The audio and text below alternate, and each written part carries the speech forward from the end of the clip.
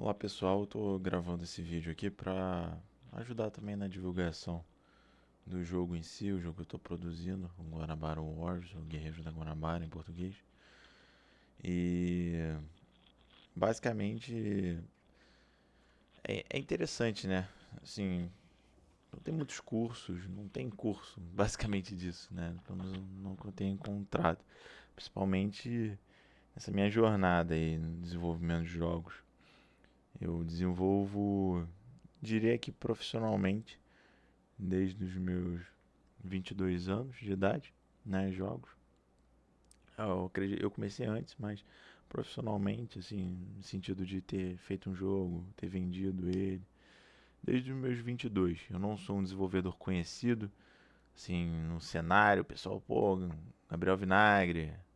Não, eu não sou um desenvolvedor conhecido, mas eu tenho uma história aí nesse desenvolvimento de jogos. Né? Já desenvolvo o jogo há muito tempo, sempre joguei videogames. Isso, assim, pessoal, o que, que tem a ver jogar com desenvolver? Tem muita coisa a ver.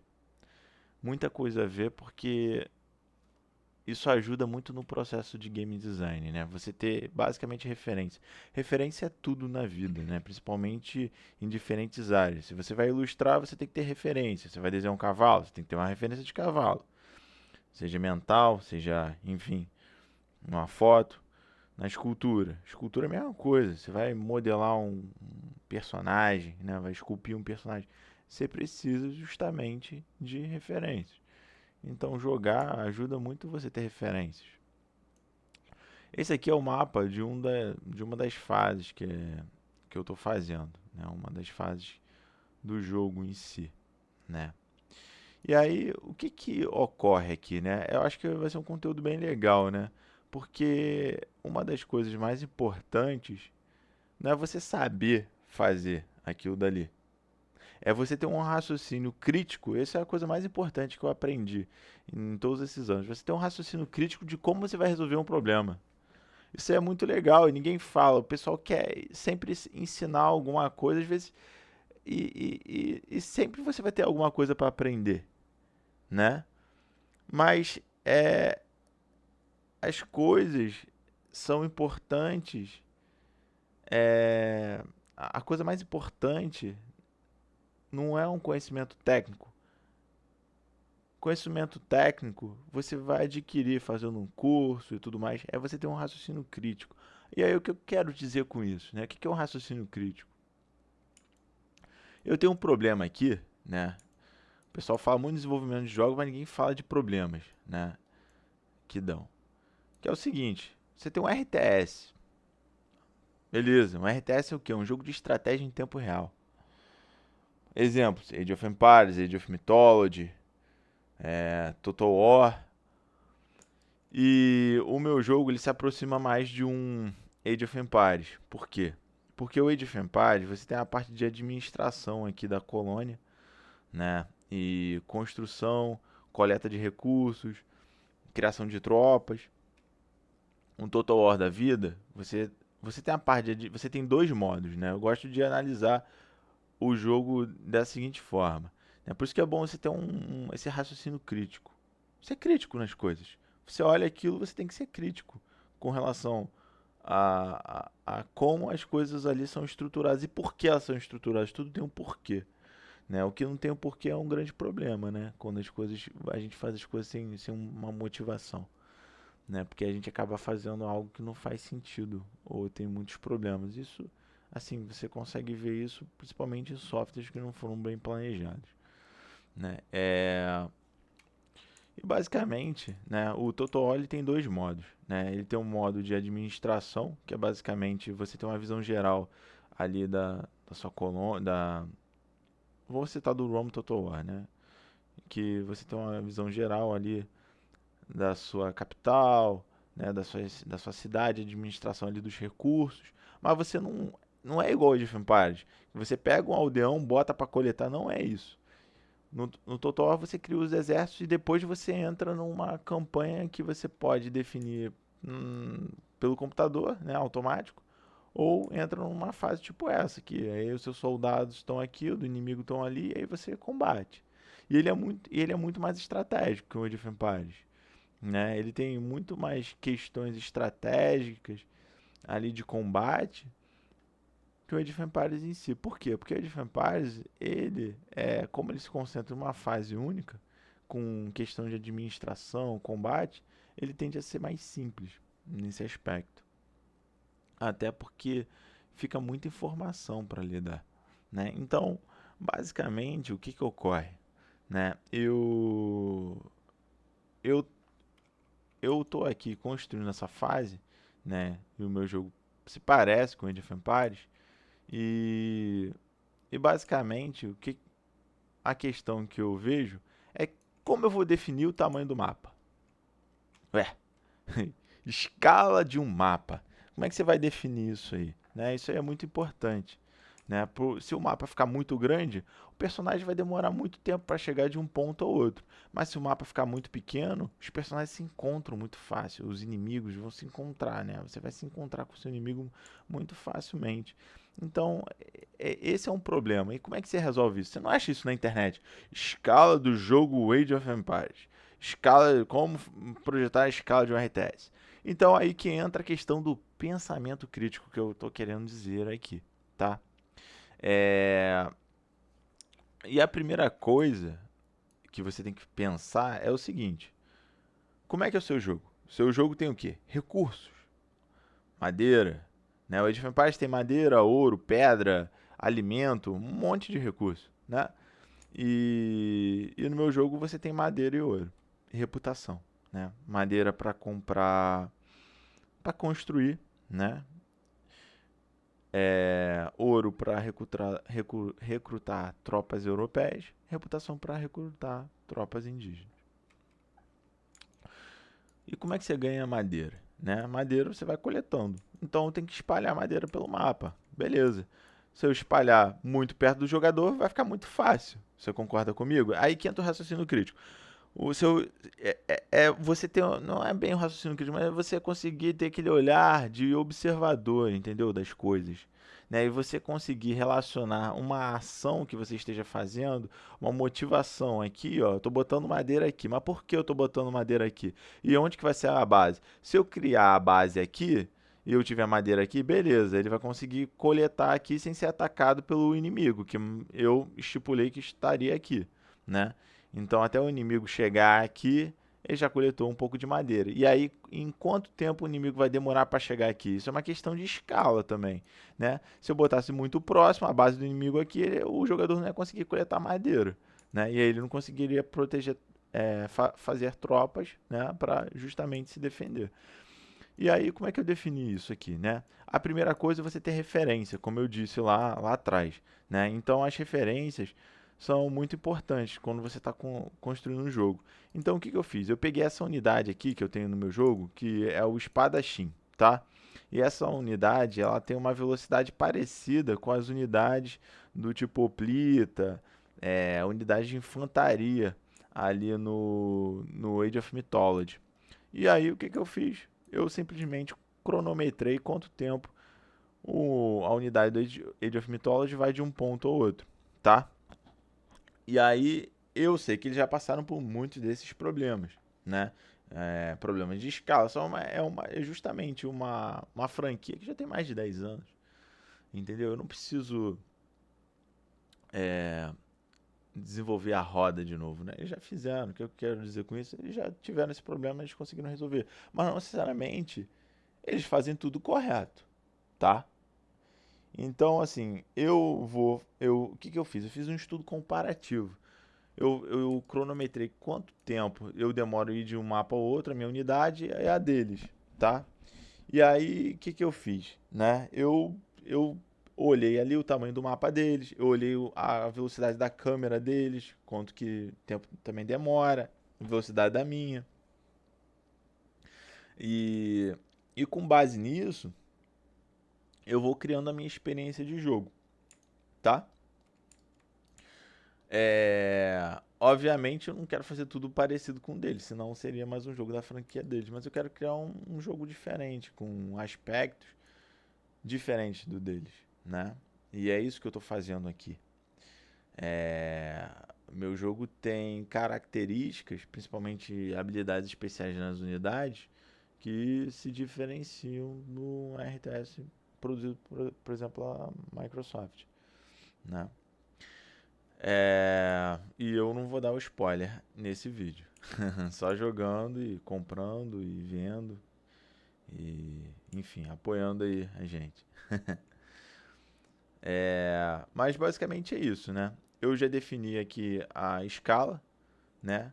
E como é que eu fiz isso também, né? Não bastou eu só cronometrar ali do meu jogo para um Age of Empires, né? Eu também fui jogar, fui botar outras pessoas para jogarem, outras pessoas para justamente verem o que, sentirem, pegar, colher o feedback, né? E tem diversas técnicas que você utiliza para você colher o feedback dessas pessoas, tá? Então, por exemplo, eu estou com a unidade aqui selecionada, eu vou botar ela para ir até o, o acampamento inimigo, que é mais ou menos nessa região. Né? E a gente consegue ver o que? O tempo que vai demorar. Se é um tempo que vai ser muito longo e vai ser chato, né, para realizar vários ataques, né? E eu teria que, por exemplo, criar uma base aqui mais perto do inimigo, ou, ou se vai ser uma distância assim adequada. Eu acredito que a distância atual, né, isso é um pouco de sensibilidade também e a questão do olhar crítico. Você acha, você tem que ter um senso, né? Porque aqui, fazendo, né, quando você faz, muitas coisas você você tem que ter assim, pô, eu acho que é esse caminho. Não é esse o caminho. Entendeu? Você tem que ter uma sensibilidade, né? Não dá para resolver tudo na matemática, tá?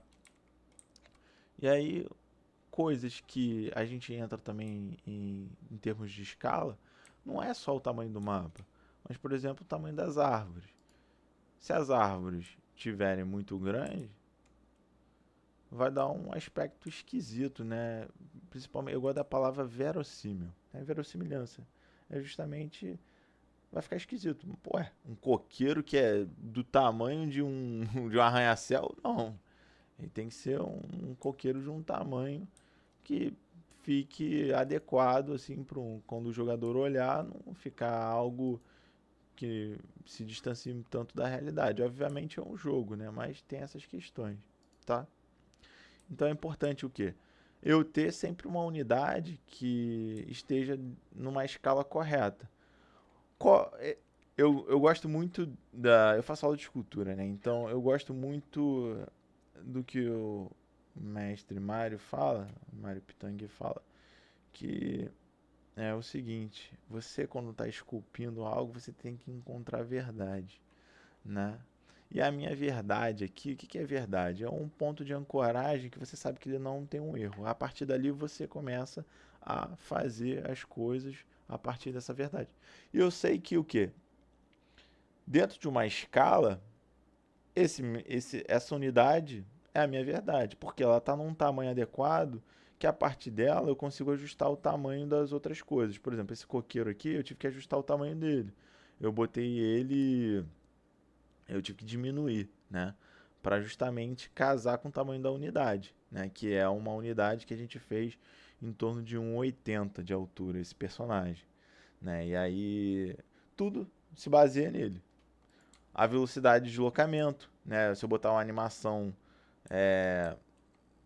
que ele se desloque uma super velocidade, por exemplo, um Sonic, ó, não vai ficar irreal, né? Um humano se desloca nessa velocidade, ainda mais um humano com armadura, né? E aí tem a questão da animação, né? Tem que estar condizente com o personagem, o tamanho dos assets aqui, né? Aí, por exemplo, eu vou botar aqui uma construção pra gente ver aqui. É,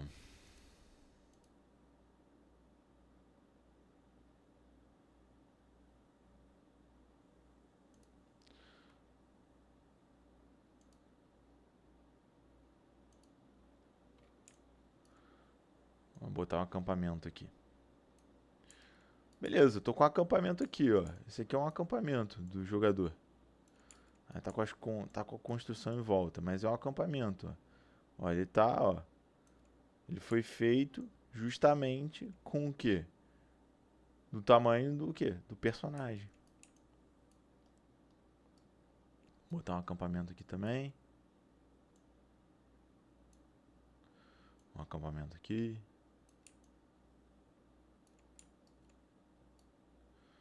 Vou botar uma oca aqui. Como é que eu tô? É porque eu já tenho uma ideia do que eu quero, né? Obviamente você olhando aqui, a tela. Ninguém na natureza, principalmente naquela época, vai construir tão certinho, né? Então aqui a gente vai o quê? Jogar um pouquinho pro lado, né? Deixa eu ver se eu peguei no objeto certo, no país certo aqui. Peguei. Esse aqui não peguei, esse aqui em cima. Joga aqui um pouquinho. Eu gostaria que jogar aqui, né? Por quê? Porque vai proteger com essas.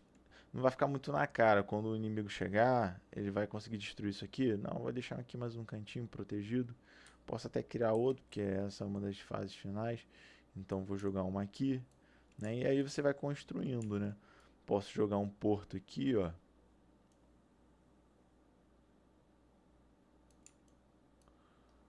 O porto tá sem a construção aqui. A gente vai ter que inserir depois.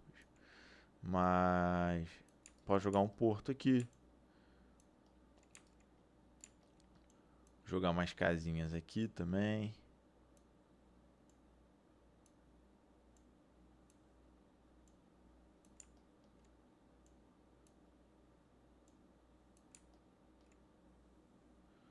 Jogar mais oca. Posso jogar uma oca aqui. Aí começa a ficar mais perto do inimigo. Desculpa, da base do jogador, né? Que é essa aqui. O jogador só vai entrar com isso, né? Com um acampamento e com uma casa. Outra coisa aqui. Por exemplo, você tem que tentar criar uma historinha aqui. Vamos supor que isso aqui seja uma vilinha, né?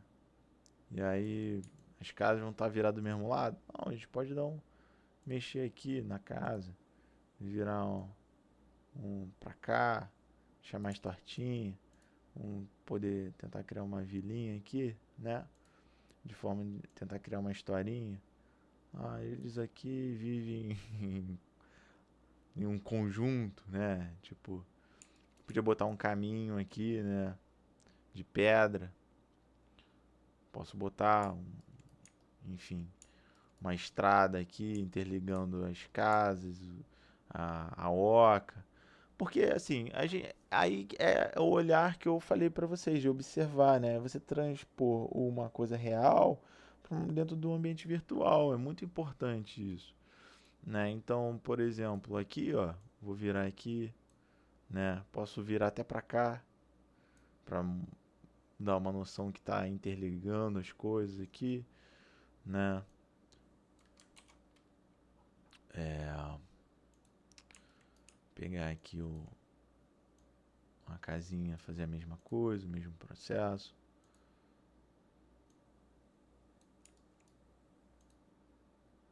Aí você começa a ganhar, é, você começa a construir mesmo uma história, sabe? Algo que tem uma unidade ali, uma pequena história. Ó, vou vir aqui.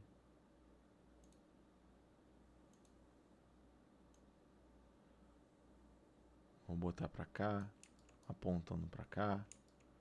Aqui é o mesmo processo.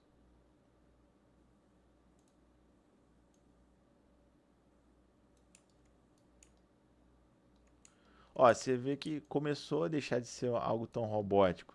Tá vendo que tá ganhando uma cara mesmo de casinha, de vilinha, de uma comunidade, digamos assim? Então, é, essa é a naturalidade das coisas, né? Que a gente tenta reproduzir no jogo, né?